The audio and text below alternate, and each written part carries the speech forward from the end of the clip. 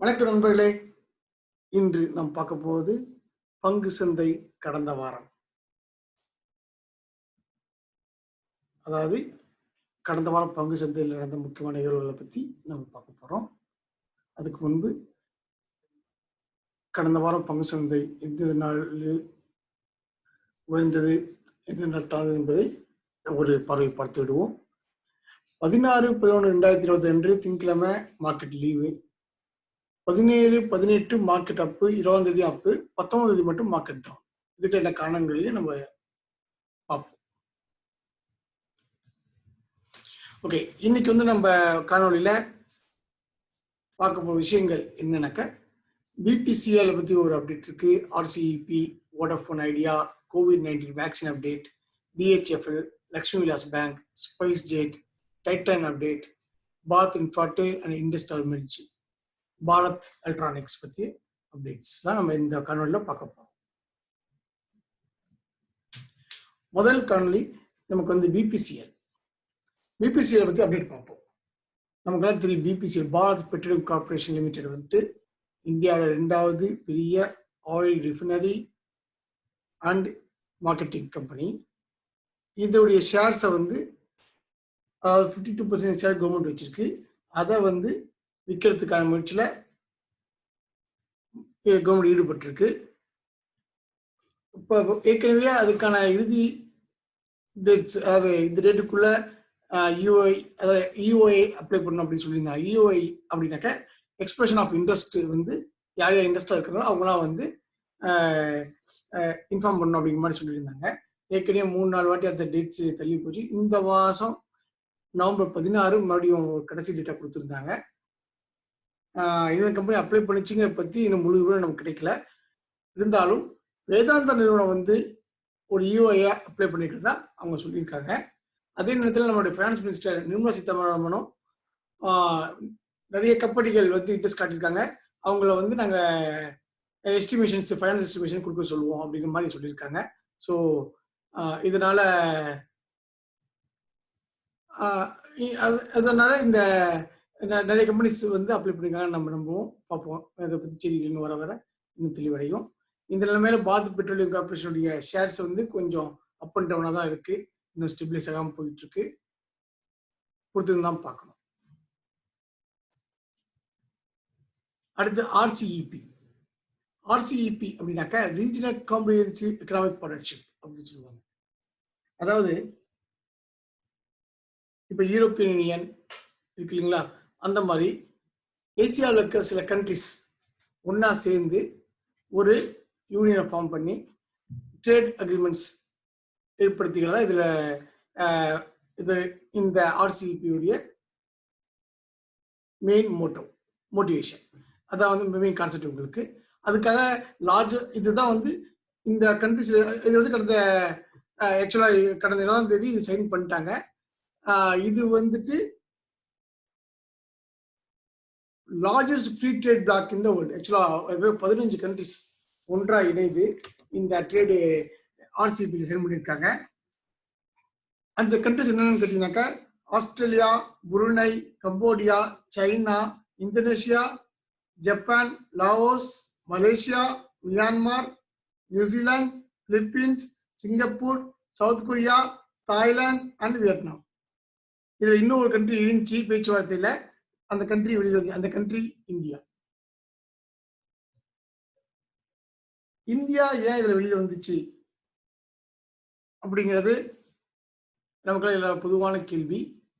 அது முக்கியமா இதுல ஜாயின் பண்ண நாடுகள்லாம் சொல்லியிருந்த முக்கியமான விஷயம் என்னன்னாக்கா, இந்த COVID-19 பேண்டமிக் டைம்னால இந்த எக்கனாமிக் குரோத் குறைஞ்சிருக்கிற நிலைமையில இந்த அக்ரிமெண்ட் உதவும் அப்படிங்கிற நம்பிக்கையில் நாங்கள் சைன் பண்ணிக்கிறதா சொல்லியிருக்காங்க. ஜப்பான், ஆஸ்திரேலியா போன்ற நாடுகள் சொல்லியிருக்காங்க. இந்தியா இதுல இருந்து வெளியே வந்ததுக்கு சில காரணங்களையும் சொல்லியிருக்காங்க. அதுக்கு முன்னாடி இந்த 15 கண்ட்ரிஸ் இல்லை, இந்த 15 கண்ட்ரிஸ் பார்த்தோம்னாக்கா 2.2 பில்லியன் பீப்புள் கவர் பண்ணியிருக்காங்க, கவர் ஆகுது. ஸோ ஒரு ப்ராடக்டை 2.2 பில்லியன் பீப்புள் கொண்டு சேர்க்கறதுக்கு இது ஈஸியா இருக்கும். அந்த மாதிரி அதனால எக்கனாமிக் குரோத் ஃபாஸ்டா இருக்கும் அப்படிங்கிற மாதிரி சொல்லியிருக்க. அப்படிங்கிறதா இதோடைய கான்செப்ட். ஓகே, இப்ப இந்தியா இதுல இருந்து வெளியில வந்துச்சு அப்படிங்கிறது போவோம். நம்ம இந்தியா வந்து சில காரணங்களை சொன்னாங்க. என்ன காரணம்னா, அது மாதிரி இந்த ட்ரேட் அக்ரிமெண்ட் அப்படிங்கிறது என்ன பார்த்தா, ஃப்ரீ ட்ரேட் அக்ரிமெண்ட் அப்படின்னாக்கா 2 கண்ட்ரில ஃப்ரீ ட்ரேட் அக்ரிமெண்ட் அப்படி ஃப்ரீ ட்ரேட் அக்ரிமெண்ட்லாம் சைன் பண்றனாக்க அவங்களுடைய இம்போர்ட் பண்ற அந்த கண்ட்ரில இருந்து எக்ஸ்போர்ட் பண்ணி நம்ம நாட்டுக்கு இம்போர்ட் பண்ற ப்ராடக்ட்ஸ்க்கு டாக்ஸஸ் கம்மியா இருக்கும், இல்லைன்னா டாக்ஸஸே இருக்காது. அந்த மாதிரி அட்வான்டேஜஸ் கிடைக்கும். ஓகேங்களா? இந்த மாதிரி இருக்கும்போது இந்தியா வெளியில வர்றதுக்கான காரணத்தை அது என்ன சொல்றாங்கன்னாக்க, கஸ்டம் டாக்ஸஸ், அந்த குறைந்த கஸ்டம் டாக்ஸஸ் வந்து 2014 இருக்க கஸ்டம் டாக்ஸஸ் தான் இந்த கண்ட்ரிஸ்லாம் ஃபாலோ பண்ணணும் அப்படிங்கிற விஷயத்த இந்த அக்ரிமெண்ட்ல முன்வைக்கிறாங்க. இந்தியாவை நல்லா கவனிச்சு பார்த்தீங்கன்னாக்கா, நான் கடந்த 6 வருடங்களா தான் நம்மளுடைய டாக்ஸ் சிஸ்டத்துல நிறைய சேஞ்ச் நடந்திருக்கு. அதனால இந்தியா என்ன சொன்னாங்கன்னாக்கா 2019 இருந்து இதை ஃபாலோ பண்ணிக்கலாம் அப்படிங்கிற மாதிரி சொன்னாங்க. அது வந்து ஒரு பொது கருத்து எட்டப்படல அதுல. அது ஒரு காரணம். அதுக்கு அடுத்ததான் வந்துட்டு இதுல இருக்க கண்ட்ரிஸ்க்கெல்லாம் வந்து ஃபேவரா, அதாவது முன்னுரிமை நாடுகளா எல்லா நாடுகளையும் வச்சுக்கணும் அப்படிங்கிற மாதிரி அவங்க சொன்னாங்க. ஆனா இந்தியா வந்து குறிப்பிட்ட நாடுகளை மட்டும்தான் முன்னுரிமை நாடுகளை வச்சுக்க முடியும் அப்படிங்கிற விஷயத்துல கருத்து வேறுபாடு அதுல இதாச்சு. ஓகேங்களா? அதே மாதிரி ஒரு ப்ராடக்ட் அதிகமா இந்த நாட்டுக்குள்ள வந்துருச்சுனாக்க, ஒரு ப்ராடக்ட் அதிகமான உள்நாட்டு உற்பத்தி பாதிக்க அளவுக்கு ஒரு இம்போர்ட் பண்ண ஆரம்பிச்சிட்டாங்கனாக்க அதுக்கான டாக்ஸ் அதிகப்படுத்தக்கூடிய ஆட்டோமேட்டிக்கா அதிகப்படுத்தக்கூடிய உரிமை வேணும் அப்படின்னு சொன்னாங்க. அதுக்கும் பொதுக்கருத்து எட்டப்படல உங்ககிட்ட. அதனால இதெல்லாம் தான் சில காரணங்கள் இந்தியா இந்த அக்ரிமெண்ட் சைன் பண்ணாமலே இருந்தது. ஆனா சில சோர்சஸ், கமர்ஷியல் மினிஸ்ட்ரி சோர்சஸ் சொல்றாங்க, முக்கியமா வந்துட்டு இந்தியாவோட எக்கனாமிக்கல் ஸ்ட்ராட்டஜி வந்து இதுக்கு ஃபேவரா இல்லை அப்படிங்கிற மாதிரி சொல்றாங்க. அதே மாதிரி இந்த இது எடுத்துக்கிட்டா எக்கனாமிக்கலா சைனாவுக்கு ஃபேவர்டா இது இருக்கும் அப்படிங்கிற ஒரு உள்கருத்து இருக்கு. அதனால அதுவும் ஒரு காரணம் சொல்றாங்க. அதே நேரத்துல இந்த மாதிரி ஒரு agreement USA and European union போறதுக்கான வாய்ப்புகளை அலசி ஆராய்ச்சிட்டு இருக்கிறதாவும் சொல்றாங்க. இதுல தான் சில காரணம் இந்தியா வந்துட்டு இந்த ஆர்சிஇபி இல்ல சைன் பண்ணாம வெளியே வந்ததுக்கு. ஓகே, அடுத்ததா வோடஃபோனை பத்தி பார்ப்போம். வோடஃபோன் ஐடியா வந்து டரிஃப் ஹைக் வந்து ஏற்கனவே 2 வாட்டி இன்க்ரீஸ் பண்ணுவான்னு சொன்னாங்க. அதை வந்து இப்ப இம்ப்ளிமெண்ட் பண்ணுறதுக்கான நேரம் கிட்ட வந்துச்சுன்னு சொல்லப்படுது. முக்கியமா வந்து 25% டரிஃப் ஹைக் அவங்க அனௌன்ஸ் பண்ணுவாங்க எதிர்பார்க்குறாங்க. அதையும் வந்து 2 பேஸா அனௌன்ஸ் பண்ணுவாங்க எதிர்பார்க்குறாங்க. ஒன்று இந்த டிசம்பர் 2 இல்லை ஜனவரி 2021 ஃபர்ஸ்ட் மந்த் அந்த மாதிரி டைம்ல, ஃபர்ஸ்ட் குவார்டர்ல அந்த மாதிரி டைம்ல இந்த டரிஃப் ஹைக்கு அனௌன்ஸ் பண்ணுவாங்க அப்படிங்கிறத செய்திகள் வந்திருக்கு. அதே நேரம் இன்னொரு விஷயம் என்னக்கா, $2 பில்லியன் ஓக் ட்ரீ அவங்க வந்து வேர்ல்ட் ஆஃப் பார்ட்னர்ஸுக்குள்ள சேர்ந்து $2 பில்லியன் ஃபண்ட் பண்ண போறதா, வோடஃபோன் ஐடியா ஃபண்ட் பண்ண போறதா செய்தி வந்திருக்கு. அது வந்து ரொம்ப இனிஷியல் ப்ரொபோசல் ஸ்டேஜில் இருக்கு. இந்த அஃபிஷியல் அனௌன்ஸ்மெண்ட்ஸ் எதுவும் வரல. அப்படி வந்துச்சுனாக்கா வோடஃபோன் ஐடியாவுக்கு ஒரு ஃபேவரட்டான நியூஸா அது இருக்கும். அதனால வோடஃபோன் ஐடியாவுடைய ஷேர்ஸுக்கு அது ரொம்ப ஃபேவராகவும் இருக்கும். ஓகேங்களா? அடுத்து நான் பார்க்க போறது COVID-19 வேக்சின் அப்டேட். இதை பத்தி நம்ம தனியா காணொலி எல்லாம் போட்டிருக்கோம். அதில் லிங்க்ல கொடுக்குறேன். இதுல நம்ம பார்க்க வேண்டிய இன்னும் முக்கிய விஷயம் என்னக்கா, ஆக்சுவலாக லாஸ்ட் காணொலியில் கூட நம்ம பார்த்துருந்தோம். ஃபைசரோட வேக்சின் வந்து -70 டிகிரி தேவைப்படும் அப்படிங்கிற மாதிரி. ஆனா மாடர்னாஸ் வேக்சினுக்கு வந்துட்டு -20 டிகிரியில வச்சே அதை மெயின்டைன் பண்ண முடியும் அப்படி அனௌன்ஸ் பண்ணியிருக்காங்க. அதனால வந்து நம்மளோட ஃப்ரிட்ஜிலேயே வச்சு, நம்ம வீட்டு ஃப்ரிட்ஜில் கூட வச்சு 30 days அதை மெயின்டைன் பண்ண முடியும் அப்படிங்கிறது ஒரு ஃபேவரட்டான நியூஸாக இருக்கு.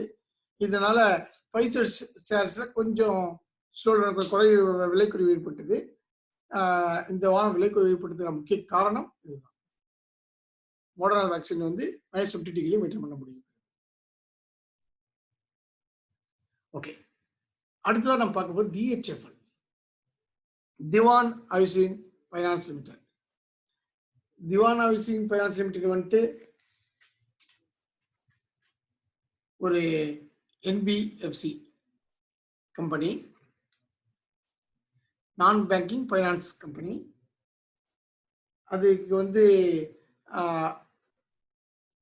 அதிகமான கடன் வாங்கப்பட்டு அந்த கடன் கொடுத்த கம்பெனிகளாக வந்து ஐபிசி ஃபைல் பண்ணாங்க. அதாவது இன்சால்வன்சி அண்ட் பேங்க் கரப்டன்சி கோடுன்னு சொல்லுவாங்க. அவங்களாம் சேர்ந்து ஒரு ஐபிசி ஃபைல் பண்ணியிருக்காங்க. இதன் மூலமா அவங்களுடைய அசட்ஸை விற்கிறது அப்படிங்கிற மாதிரி ஒரு அனௌன்ஸ்மெண்ட் கொடுத்துருந்தாங்க. அந்த அனௌன்ஸ்மெண்ட் கொடுத்த பின்னாடி நவம்பர் 9 அன்னைக்கு Oaktree Capitals, Piramal group, Adani properties, AC Lowy இந்த கம்பெனிஸ்லாம் வந்து ப்ரொபோசல் கொடுத்துருந்தாங்க. ஆக்சுவலாக ஓக்ட்ரீ கேபிட்டல்ஸ் வந்து 31,000 crores வந்து டோட்டல் டிஹெச்எஃப் எல்லா டோட்டல் கம்பெனியே பிட் பண்ணியிருந்தாங்க. பிரமல் குரூப் வந்து 26,500 crores அவங்க ரீட்டைல் பிரான்ச் மட்டும் டிவிஷன் மட்டும் பிட் பண்ணியிருந்தாங்க. அதானி ப்ராப்பர்ட்டிஸ் வந்து நவம்பர் 9 அன்னைக்கு ஆக்சுவலா 2,750 crore ஓல் கம்பெனி பிட் பண்ணியிருந்தாங்க. அப்புறம் எஸ்சி லோவி வந்துட்டு 2,300 மணிக்கணும். அதானி ப்ராப்பர்ட்டிஸ் வந்து ஹோல்சேல் பிரான்ச் தான், ஹோல்சேல் டிவிஷனை 2,750 crore பிட் பண்ணியிருந்தாங்க. எஸ்சி லோவி வந்து 2,300 crore ஹோல்சேல் குரூப் மட்டும் டிவிஷன் மட்டும் பிட் பண்ணியிருந்தாங்க. ஆனா இதெல்லாம் முடியும் நவம்பர் 16 அன்னைக்கு எகைன் அதானி குரூப் வந்து ரிவிசல் அவங்களோட பிட்டிங்கை ரிலீஸ் பண்றாங்க. ஒரு புது பிட்டிங்கே கொடுக்குறாங்க. என்ன பண்ணிருக்காங்க, 31,250 crores ஒரு புது பிட்டிங் கொடுக்குறாங்க. அதாவது எல்லா கம்பெனியும் அவங்க பிட்டிங் கொடுத்து முடிச்சு டேட் முடிச்ச பின்னாடி பிட்டிங்லாம் கொடுத்து முடிச்ச பின்னாடி அதானி குரூப் வந்துட்டு எகைன் ஒரு புது பிட்டிங்கை சப்மிட் பண்றாங்க. புது பிட்டிங் சப்மிட் பண்ண இதுக்கு வந்து பிரமல் குரூப், ஓக்ட்ரீ குரூப் எல்லாமே ஒரு எதிர்ப்பு தெரிவிச்சிருக்காங்க. இப்படி எல்லா கம்பெனியும் பிட்டிங் சப்மிட் பண்ண பின்னாடி மறுபடியும் எகைன் புதுசா ஒரு கம்பெனி வந்து அவங்க பிட்டிங் சப்மிட் பண்றதை அக்செப்ட் பண்ணோம்னாக்க அவங்க அது முக்கியமா வந்து அதானி குரூப் வந்துட்டு அவங்க எகைன் புதுசா சப்மிட் பண்ண இதுல பிட்டிங் என்ன சொல்லியிருக்காங்கனாக்க 31,250 crores ஓல் கம்பெனிக்கும் ஓல் டிஹெச்எஃப்எல் கம்பெனிக்கும் அவங்க பிட் பண்றாங்க எல்லா டிவிஷனுக்குமே. இது நம்ம முக்கியமாக கவனிச்சு பார்க்க வேண்டிய விஷயம்னாக்க ஃபர்ஸ்ட் வாட்டி அப்படியே பிட்டிங் அவங்க இது பண்ணும்போது ஹோல்சேல் டிபார்ட்மெண்ட் டிவிஷனுக்கு மட்டும் 2,750 crores பிட் பண்ணியிருந்தாங்க.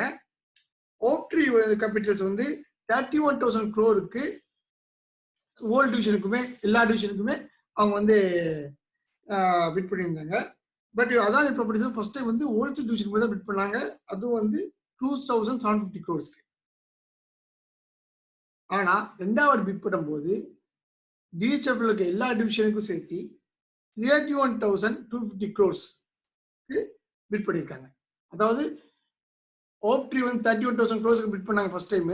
அப்போ வந்து நாளைக்கு மணிமே சேம் டைம் பிட் பண்ணும்போது இவங்க வந்து ஹோல்சேல் இது மட்டும் ஹோல்சேல் டிவிஷன் மட்டும் பண்ணாங்க. அப்புறமேட்டு செகண்ட் டைம் பிட் பண்ணும்போது ஓக்ட்ரீ வந்து 31,000 crores பிட் பண்ணாங்க. ஆனா அதானி குரூப் வந்துட்டு இப்போ 31,250 crores, அதாவது 250 crores அதிகமா ஓல் கம்பெனி முழுக்க படிக்குமே அவங்க அப்ளை பண்ணியிருக்காங்க. இதுக்கு தான் வந்து பிரமல் குரூப்பும் ஓக்ட்ரீ கேபிட்டல்ஸும் எதிர்ப்பு தெரிவிச்சிருக்காங்க. இன்னும் அவங்க என்ன சொல்லியிருக்காங்கனாக்கா, இப்படி இதை அக்செப்ட் பண்ணா நாங்களும் ரிவைஸ் பண்ணுவோம், எங்களுக்கு நாங்களும் வந்து ரிவைஸ் பண்ணி புது பிடி ஃபைல் பண்றதுக்கு எங்களுக்கு அலோவ் பண்ணோம் அப்படிங்கிற மாதிரி இந்த விஷயத்த சொல்லியிருக்காங்க. அதனால அது வந்து கன்சிடர் பண்ணுவாங்கன்னு தெரியல, அதை பார்த்துக்க அதை வந்து ஐபிசி டேக் கேர் பண்ணுவாங்க.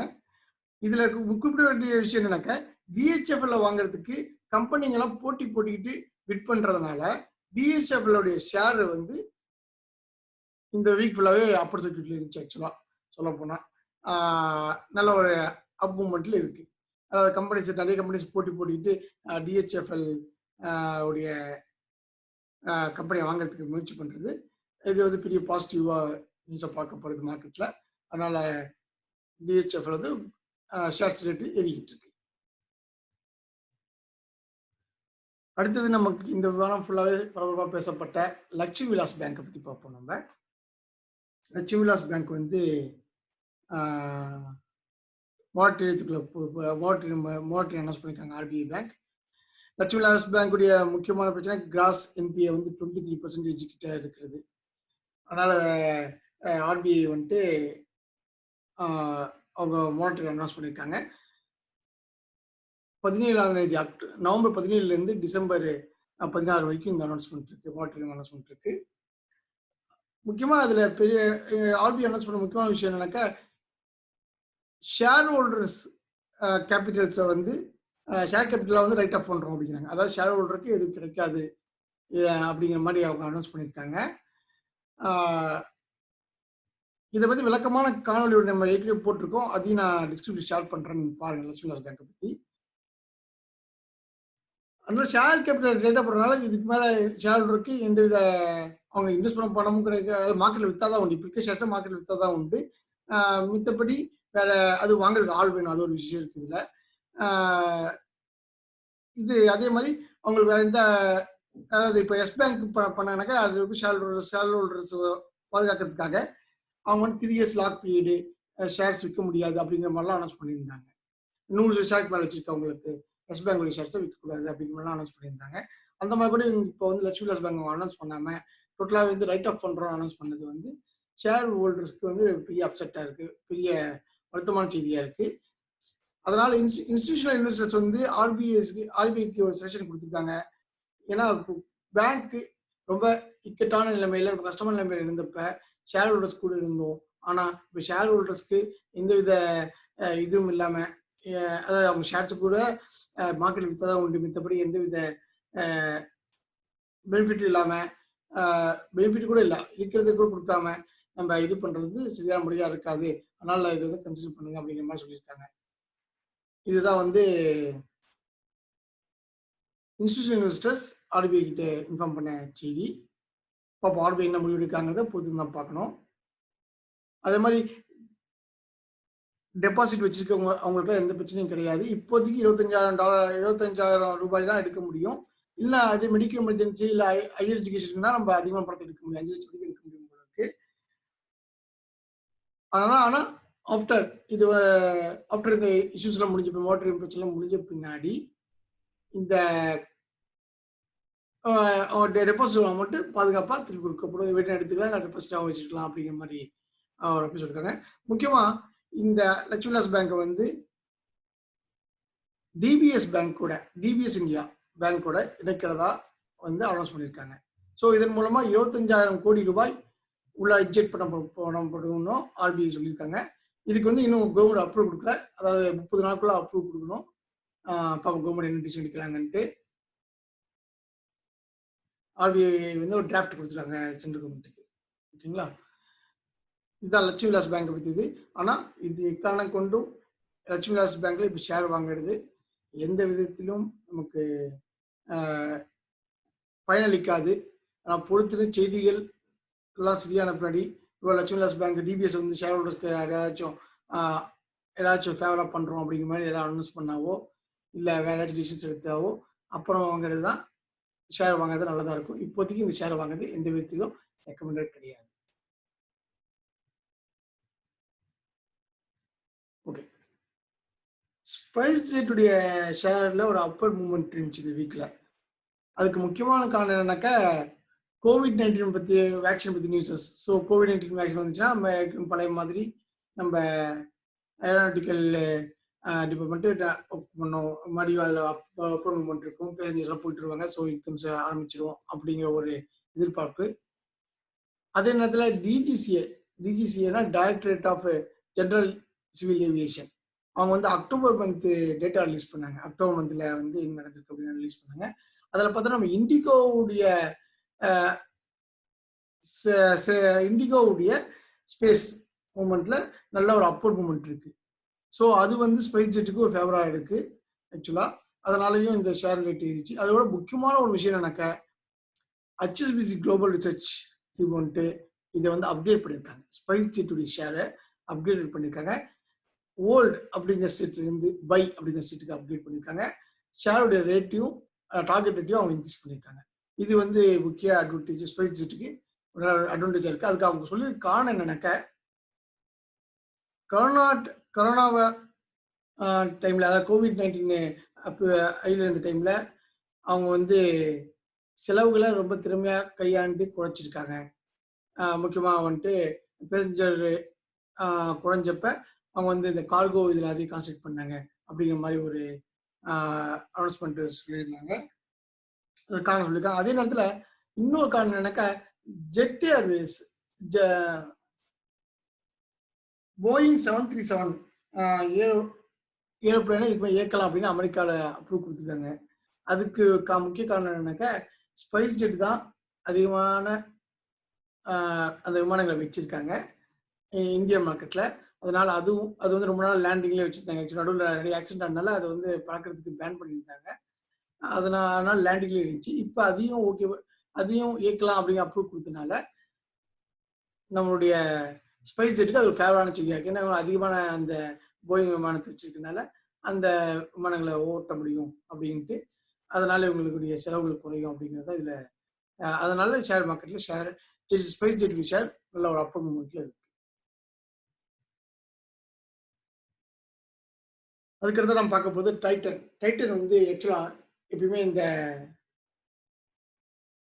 Last 3 months October, November, December இது 3 வந்து ஃபெஸ்டிவல் மந்த், ஃபெஸ்டிவல் குவார்டர்னு சொல்லுவாங்க. இந்த quarter third quarter, financial third quarter festival குவார்டர்னு சொல்லுவாங்க. ஏன்னா நிறைய ஃபெஸ்டிவல்ஸ் வந்துட்டு இருக்கும். இந்த அக்டோபர் மந்த் இந்த ஃபெஸ்டிவல்ஸ் ஸ்டார்ட் பண்ண அப்புறம் அக்டோபர் மந்த்ல சேல்ஸ் எப்படி இருந்துச்சுன்னு ஒரு டைட்டில் அப்டேட் கொடுத்துருக்காங்க. அந்த அப்டேட் வந்து ஒரு ஃபேவரான அப்டேட்டா இருக்கு, ஃபேவரான ஒரு பாசிட்டிவ் அப்டேட். அதனால அந்த அப்டேட் ரிஃப்ளெக்ஷன் வந்து டைட்டன் ஷேர்ஸ்ல ரிஃப்ளெக்ட் ஆகிட்டு இருக்கு. முக்கியமாக வந்து 15% growth லாஸ்ட் இயர் ஃபெஸ்டிவல் சீசனை கம்பேர் பண்ணும்போது இது வரைக்கும் 15% growth இருக்கு அப்படின்னு சொல்லியிருக்காங்க. முக்கியமா ஜவுளி பிசினஸ்ல ஒரு நல்ல growth இருக்கிறதாகவும் சொல்றாங்க. கோல்டு காயின் சேல்ஸும் வந்து முன்னையோட இப்போ நல்லா நார்மலா இருக்கு. முன்ன அதிகமாக வியாபாரம் இல்லாமல் இந்த கோல்டு காயின் சேல்ஸ் இப்போ அதிகமாக இருக்கு அப்படி சொல்லியிருக்காங்க. இந்த நார்மலுக்கு வந்தது வந்து முன்ன எதிர்பார்த்ததோட ரொம்ப சீக்கிரம் நார்மலுக்கு வந்துட்டோம் அப்படிங்கிற மாதிரியும் அப்டேட் கொடுத்துருக்காங்க. ஸோ இந்த அப்டேட்ஸ் எல்லாம் வந்து டைட்டன் ஷேர்ல பாசிட்டிவ் ரிஃப்ளெக்ஷனை கொடுக்குது. ஓகேங்களா? அதுக்கு அடுத்ததான் நம்ம பார்க்க போகிறது Bharat Infratel and Indus tower merger. இது ரொம்ப முக்கியமான ஒரு மெர்ஜி. ஆக்சுவலாக ரொம்ப நாளாக பிளான் பண்ணி 2018 பிளான் பண்ணி கடைசியில் இப்போ நவம்பர் 2020 அதை கம்ப்ளீட் பண்ணியிருக்காங்க. இது வந்து first Bharat Infratel Indus tower அப்படின்னா என்னன்னு தெரிஞ்சுக்கணும். நம்ம ரெண்டுமே வந்து tower companies, telephone tower companies. ஓகேங்களா? இந்த டெலிஃபோன் டவர் கம்பெனிஸ் வந்து ரெண்டையும் மெர்ஜ் பண்றது மூலமா மெர்ஜ் பண்ணி அது வந்து இண்டஸ் டவர்ஸ்னே அழைக்கப்படுது. மேலே இது மெர்ஜ் பண்றது மூலமா வோடஃபோன் இதுல வந்து முக்கியமாக பார்த்தோன்னாக்கா பாரத் இன்ஃப்ராடெலுக்கு வந்து பேக்கெண்ட் வந்து வோடஃபோன் வந்து 11.1% ஆஃப் இண்டஸ் டவர்ஸ் வந்து 11.15% வந்து ஷேர்ஸ் வச்சிருக்காங்க. அதாவது 3760 கோடி ரூபாய்க்கான ஷேரை வச்சிருக்காங்க. அதனால இந்த ஷேர்ஸை வந்து இது மெர்ஜருக்கு பின்னாடி வோடஃபோனால் விற்க முடியும். இது விற்பதன் மூலமாக 3760 கோடி ரூபாய் வோடஃபோன் ஐடியா கிடைக்கிறதுக்கான வாய்ப்பு இருக்கு. இது வோடஃபோனுக்கு ஒரு சாதகமான செய்தி. அதே பாரத் இன்ஃப்ராடெல் ஏர்டெல் டீம் வந்துட்டு அவங்களுடைய ஷேர்ஸ் வச்சிருக்காங்க. ஸோ இது எல்லாமே வந்து டெலிகாம் டிபார்ட்மெண்ட்டுக்கு ஃபேவரான நியூஸ். முக்கியமாக வோடஃபோன் ஐடியா வந்து 11.15% ஷேர் வச்சிருக்கிறத வந்து இந்த மெர்ஜர்ல விற்க முடியும். அதை விற்பதன் மூலமாக அவங்களால 3760 கோடி ரூபாய் திரட்ட முடியும் என்பது வோடஃபோன் ஐடியாவுக்கு ஒரு சாதகமான செய்தி. வோடஃபோன் ஐடியாவுடைய ஷேரு 8 ரூபாய் கம்மியாக போச்சுனாக்கா ரொம்ப பெரிய டீப் ஃபாலுக்கு போகும். இல்லை கொஞ்சம் அப்போர்டு இருந்துச்சுனாக்கா கொஞ்சம் ஃபாஸ்ட்டாக அப்போர்டில் மூவ் ஆகிறதுக்கான பாசிபிலிட்டிஸ் ரொம்ப நல்லா இருக்கு. பொறுத்திருந்து பார்ப்போம் மார்க்கெட் எப்படி எடுத்துக்கிறது. ஆனால் இப்போதைக்கு எனக்கு தெரிஞ்சு அது அப்பர் மூவ்மெண்ட் தான் இருக்கு. அடுத்து நம்ம பார்க்க போகிறது பாரத் எலக்ட்ரானிக்ஸ். பாரத் எலக்ட்ரானிக்ஸ் வந்து நமக்கு தெரியும், அவங்க வந்து இந்த மிலிட்ரி எக்யூப்மெண்ட்ஸ்லாம் தயாரிக்கிற கம்பெனி. அவங்களுடைய ஷேர்ஸ் வந்து ஒரு அப்பர் மூவ்மெண்ட்ல இருக்கு. அதுக்கு முக்கிய காரணம் அவங்க பாரத் எலக்ட்ரானிக்ஸ் உடைய மேனேஜ்மெண்ட்டுடைய கமெண்ட்ரி, ரொம்ப positive commentary, strong management commentary கொடுத்துருக்காங்க. முக்கியமாக ஆத்ம நிர்பார் பாரத் பிளான் வந்து இந்த டிஃபென்ஸ் இண்டஸ்ட்ரியை ரொம்ப பாசிட்டிவா கொண்டு போகணும்னு சொல்லியிருக்காங்க. அது மட்டும் இல்லாம ஏற்கனவே இம்போர்ட்ல இருந்து இதெல்லாம் இம்போர்ட் பண்ணக்கூடாது சில எக்யூப்மெண்ட்ஸ் சொல்லியிருந்தாங்க. அதுல வந்து இன்னும் அதிகமான எக்யூப்மெண்ட்ஸ் ஆட் பண்ண போறாங்க அப்படிங்கிற ஒரு செய்தி வந்து பாரத் எலக்ட்ரானிக்ஸ்க்கு ரொம்ப பாசிட்டிவான நியூஸை பார்க்கப்படுது. இம்போர்ட் பண்ணாலும் குறிப்பிட்ட எக்யூப்மெண்ட்ஸை இம்போர்ட் பண்ணக்கூடாதுன்னு சொல்லியிருக்காங்க. அந்த இம்போர்ட் பண்ணக்கூடாதுன்னு சொன்னதால இன்னும் அதிகமான எக்யூப்மெண்ட்ஸை ஆட் பண்ண போறாங்க. ஸோ இது உள்நாட்டு உற்பத்தியை உள்நாட்டு உற்பத்தியை சார்ந்திருக்க வேண்டிய சூழ்நிலை இருக்கும். அது வந்து பாரத் எலக்ட்ரானிக்ஸ் ரொம்ப சாதகமான ஒரு செய்தியை பார்க்கப்படுது. அதே மாதிரி இதோட முக்கியமான விஷயம் பாரத் எலக்ட்ரானிக்ஸ் மேனேஜ்மெண்ட் என்ன சொல்லியிருக்காங்க, அடுத்த 10 வருஷத்துக்கு 5 to 10 வருஷத்துக்கு டபுள் டிஜிட் க்ரோத் காட்ட முடியும்னு சொல்றாங்க. அதாவது கண்டிப்பா 10% மேலான 9%, 10% மேலான க்ரோத்தை கண்டிப்பா காட்ட முடியும் அடுத்த 5 to 10 வருஷத்துக்கு அப்படின்னு சொல்லியிருக்காங்க. அது ஒரு பெரிய நல்ல செய்தி. அதுல கான்ஃபிடன்ஸ் தெரிவிச்சிருக்காங்க. அதே மாதிரி ஆர்டர் இன்ஃப்ளோஸ்லயும் அவங்க ஸ்ட்ராங்கா இருக்காங்க. மார்ஜின் 20% மார்ஜின் வச்சு விற்பனை செய்ய முடியும் ஓவராலா அப்படின்னு சொல்லியிருக்காங்க. ஸோ இது எல்லாமே வந்து இந்த ஸ்ட்ராங் கமெண்ட்ரி தான் பாரத் எலக்ட்ரானிக்ஸுடைய ஷேரை பாசிட்டிவா அப்வர்ட் வச்சிருக்கு. பாசிட்டிவா மூவ்மெண்ட் வச்சிருக்கு. ஷேர் அப்வர்ட்ல இருக்கு. இதுதான் நண்பர்களே இந்த வாரம் கடந்த வாரம் பங்குச்சந்தையில் நாம் கவனித்த முக்கிய நிகழ்வுகள். இதில் உங்களிடம் விடைபெற்றுக் கொள்கிறோம். நன்றி, வணக்கம்.